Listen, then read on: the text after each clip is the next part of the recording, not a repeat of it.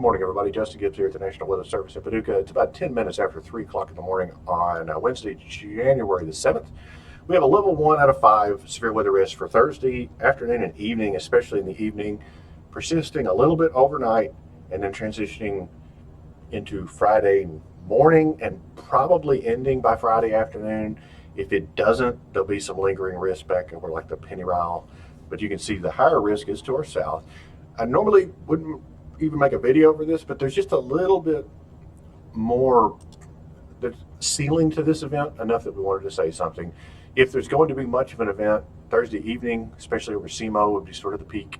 It would not go to zero overnight, all night. There'd be some risk of severe weather. And then Friday afternoon, possibly things pick back up in the Pennyrile forecast.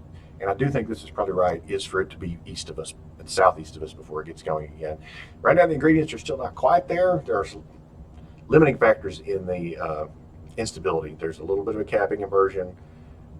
I think that will get eroded out. The moisture is marginal. The models have the moisture really marginal.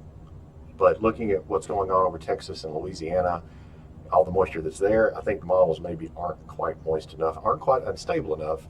And I'm concerned that we'll see sort of an increase in what they're telling us over the course of a little bit. I don't think it's going to be a huge deal, but enough that we could see this increase a little bit, and we could see it. Here's what some of the raw model. It's got pretty weak little showers and storms, but what's concerning me is the speed of the winds just off the surface at 3,000 feet.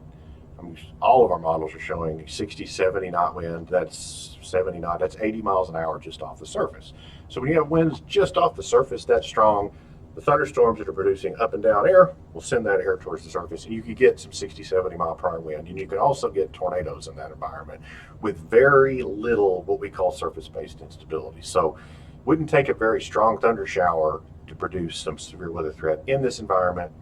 If you get even a little more instability, you could end up with some fairly, I don't want to say widespread severe, but you would have an increased threat for tornado and stuff like that. Some of the big events that we've had like that in the past with this kind of shear, we'll have it in the spring sometimes, and we'll end up with about double the instability we've got modeled here, and we'll have tornadoes and lots of problems. This is just an edge case. It's right on the edge, but that's kind of why we're here looking at it.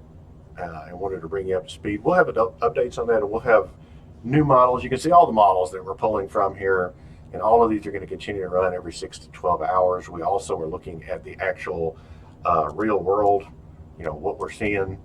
And I can see the dew points down here are 60 to 70. That's pretty rich for the moisture, and all that is going to go up here. And when it does, it'll make us a little bit unstable. So we're going to continue to watch that and watch the models, and we'll update the forecast. Hopefully, we'll be able to tell you, you know what? We're going to be okay. The dew points are going to stay in the 50s. Everything's going to be stable. It'll be a little bit windy, but not real bad. But it's also not out of the realm of possibility that we'll say, okay, we're going to ramp up the risks a little bit. There's a little more of a local or acute, severe weather or tornado risk. So stay tuned. We've been saying that all week, though, that there's a little something here. Stay tuned, and we'll keep you updated and let you know kind of what happens as we get new data and the forecast picture develops. Have a great day.